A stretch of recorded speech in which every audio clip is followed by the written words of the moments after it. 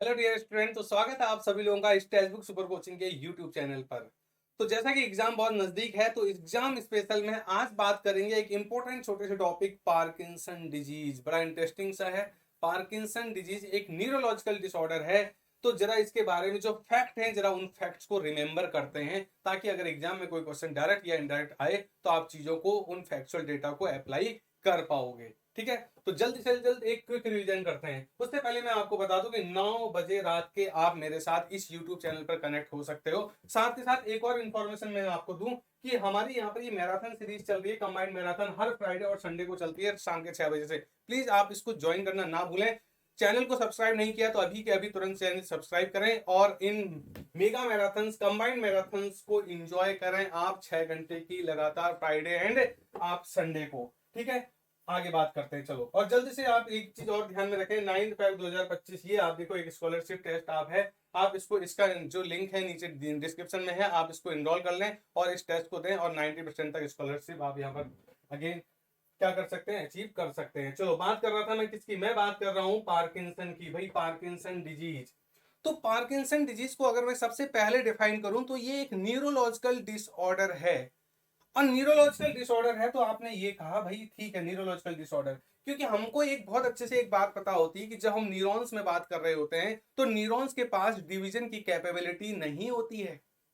क्योंकि न्यूरॉन्स के पास क्या है, सेंट्रोसोम नहीं है, स्पिंडल फाइबर बनाने वाले एपरेटस नहीं है, जिसकी वजह से न्यूरॉन्स अगर एक बार नंबर रिड्यूस होने लग गए तो अपने नंबर को मेक ओवर नहीं कर सकते हैं। तो न्यूरॉन्स डिजेनरेट होने की वजह से क्या हो रहा है, उससे एसोसिएटेड जो आपके न्यूरोट्रांसमीटर्स हैं उनका नंबर कम होता चला जाएगा, उनकी कंसंट्रेशन कम होती चली जाएगी और उससे रिलेटेड अफेक्ट बॉडी में दिखाई देंगे।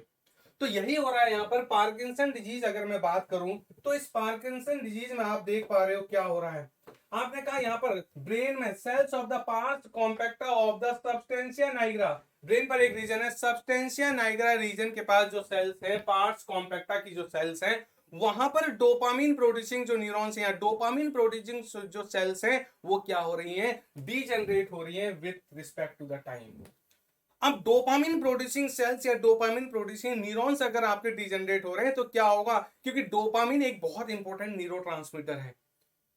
तो उस पर्टिकुलर ब्रेन में उस न्यूरोट्रांसमीटर की डेफिशिएंसी होने लग जाएगी। सो डोपामिन प्रोड्यूसिंग न्यूरॉन्स एक्चुअल में डिजेनरेट हो रहे हैं, इनकी कमी होगी। इनकी कमी हो गई तो फिर आप बोलोगे भाई कुछ ना कुछ तो सिम्टम्स डेवलप होंगे। तो सबसे कॉमन सिम्टम्स अगर मैं पार्किंसन की बात करूं तो एक तो क्या हो रहा है, अगर आपने देखा होगा बहुत सारे बॉडीज को आपने देखा होगा इस तरह से, अगर ये हैंड है तो ये कॉन्टिन्यूस आपका इस तरह से ट्रेमर करते रहेंगे। बहुत किसी में धीरे धीरे हो रहा होगा, किसी में बहुत तेजी से हो रहा होगा, या फिर किसी के दोनों पार्ट में हो रहा होगा, या किसी में केवल ये थंब में हो रहा है, या किसी में केवल फिंगर में हो रहा है, या ओवरऑल हो रहा है। लेकिन उस पर कंट्रोल नहीं है इंसान का कि अगर हम चाहें भाई अभी तो मैं ये ऐसे करके अपने कंट्रोल में कर रहा हूं ना, ये जब मर्जी तब कर रहा हूं, जब मर्जी ये नहीं कर रहा हूं। लेकिन जब पार्किंसन डिजीज होगा तो उस समय ये कंट्रोल नहीं है और ये आप होता ही रहेगा, आप इसको अपनी तरफ से रोक नहीं सकते। तो इसको आप बोलो tremors in the body parts और ट्रेमर्स इन द बॉडी। तो सबसे कॉमन यहाँ पर ये रेस्टिंग ट्रेमर्स डेवलप होंगे, कंपन, बॉडी में स्लोनेस आ जाएगी, स्लोनेस, मूवमेंट स्लो हो जाएगा और सफलिंग गेट हो जाएगा। तो अगर आप कॉमन देखो तो स्लोनेस ऑफ द बॉडी सबसे मेन प्रॉब्लम, इसमें सबसे ज्यादा प्रॉब्लम ट्रेमर्स की वजह से स्लोनेस आ रही है, स्पीच चेंज होने लग जाएगी, आवाज लड़खड़ाने लग जाती है।